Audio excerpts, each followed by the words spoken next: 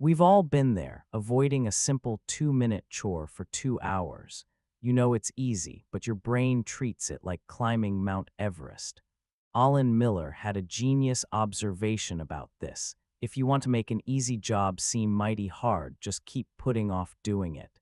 The difficulty isn't in the task, it's in the delay. When you put off an easy job, your brain doesn't stop working.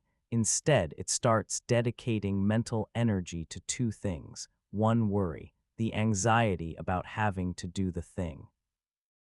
Two, resistance, the mental energy spent fighting the urge to start.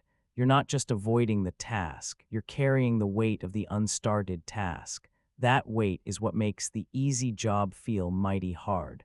The key is to break the loop of resistance. We use the 5-minute rule. If a task will take 5 minutes or less, do it immediately.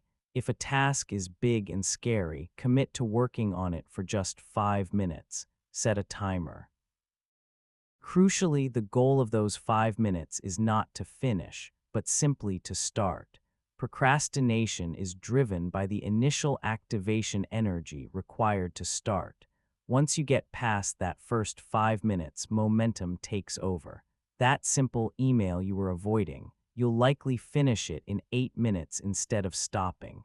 The laundry you dreaded, you'll have the machine running before the timer even buzzes.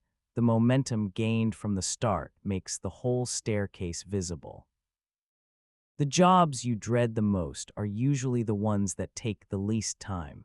Stop suffering in advance. Use the 5-minute rule to trick your brain, bypass the resistance, and realize that the fear of starting was always worse than the job itself. Action item. What is one easy task you have been putting off for more than 24 hours? Commit to working on it for just 5 minutes right now. Share what that task was in the comments. And for more actionable productivity tips, hit that subscribe button.